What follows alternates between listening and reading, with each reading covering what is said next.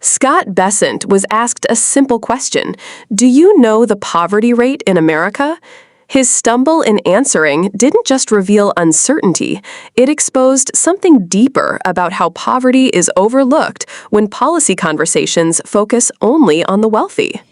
Your testimony reads right at the very top, embargoed until delivery, which means that we didn't follow the usual practice of this committee of getting the testimony 24 hours in advance so that committee members can review it and prepare for questions. Yours was posted at 10:01.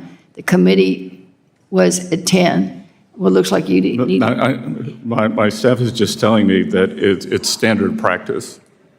It's your standard practice? It's not our standard practice. As a committee. I'm told that it was standard practice. Okay, you were told by whom, sir? So my comms team and legislative affairs team working with the committee.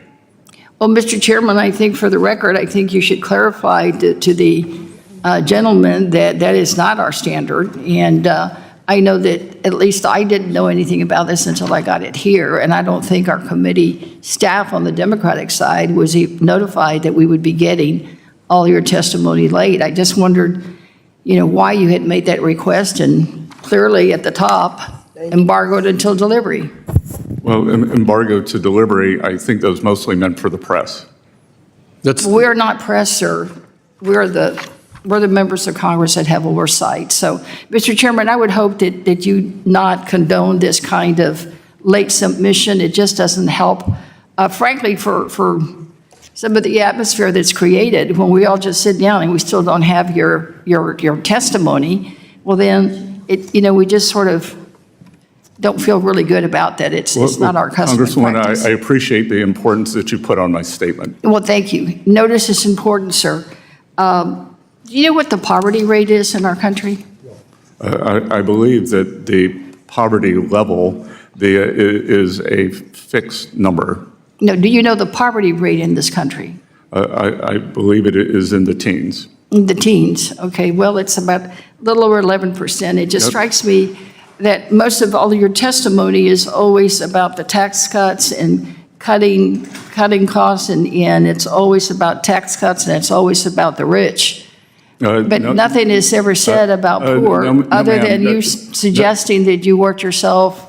No, ma'am. No tax on tips, no tax on Social Security, no tax on overtime. Sir, I read your testimony. That's not anywhere in here. Deductibility. That is not in here, sir. Deductibility. I am referring to your testimony and what I've listened to. I said right up front, I can see you and I can hear you.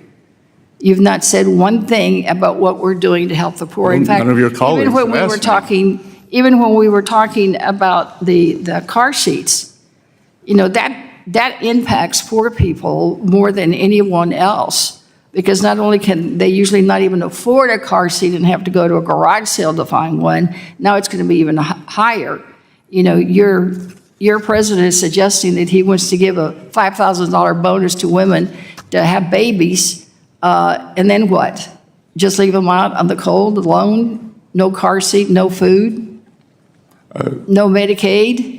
No Congresswoman, chip program? I can tell you the worst. And I'm asking you right now, sir. The worst thing for working families will be the expiration of the 2017 As Secretary of Treasury, it's not just about the inflation rate. It's not just about the GDP. It's also about making sure that we keep the poverty rate in this country low. There are people who are living in poverty that never have lived in poverty before.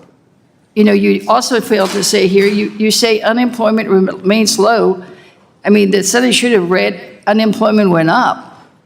Ma'am, I guess it did. Under the Biden administration, And the growth administration. We're not talking about Biden, sir. We're talking about your testimony here today about the current president and his plans. Because I can tell you, I'm from Houston. I'm concerned, too, about some of the tariffs on energy.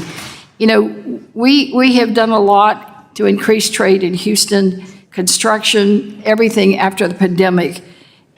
And all things were growing. Everything has been growing. But now that the Trump tariffs have surfaced, it is threatening Houston's economy. I represent the area where almost the entire ship channel is in.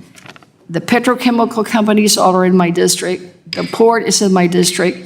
Everybody is trying to figure out Gentlewoman's what the time has hell we're going to expired. do. Mr. Chairman, The ranking member.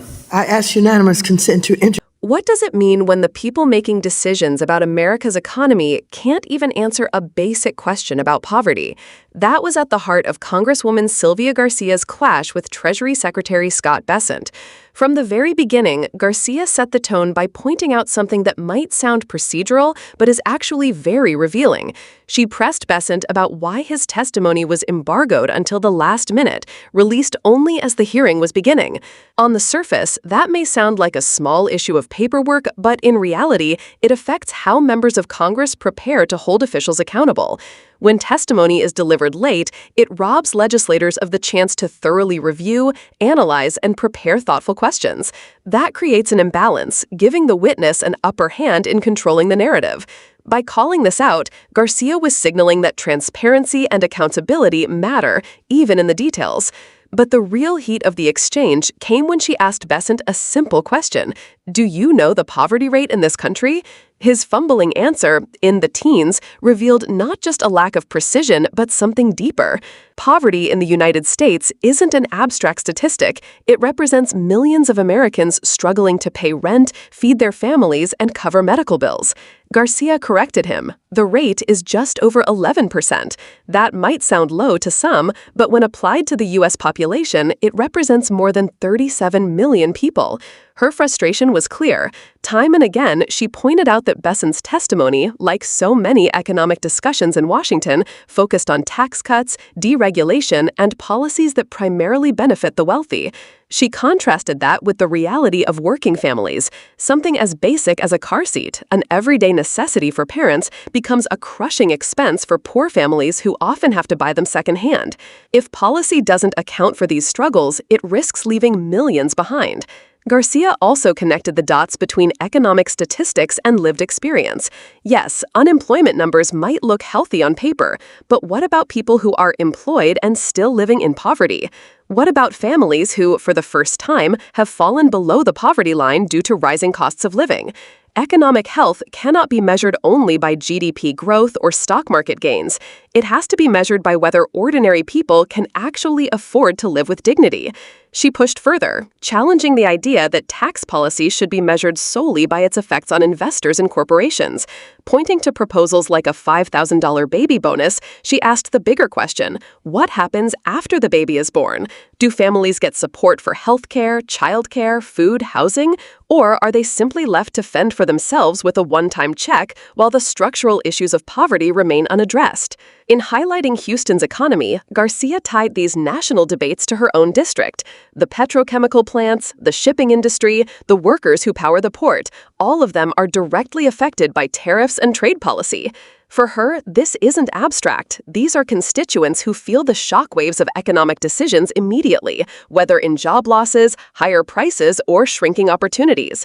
What makes this exchange powerful is how it forces us to look beyond numbers and see the human side of economic policy. A poverty rate isn't just a percentage. It's the single mother working 2 jobs and still unable to afford childcare. It's the family choosing between paying rent and filling a prescription. It's the child who falls behind in school because of unstable housing and hunger. When economic leaders don't even seem prepared to speak directly to that reality, it reveals a gap between those in power and those living under the weight of their decisions. This hearing reminds us of a larger truth. Economic policy isn't just about markets, growth, or abstract indicators. It's about people. And if those people, especially the poor, aren't at the center of the conversation, then the policies will inevitably serve those who already have power and wealth. That's why Garcia's confrontation matters. She was demanding recognition for the millions of Americans living paycheck to paycheck, the ones rarely mentioned in testimonies filled with tax cuts and investor confidence. She was putting poverty at the center of the discussion, where it belongs.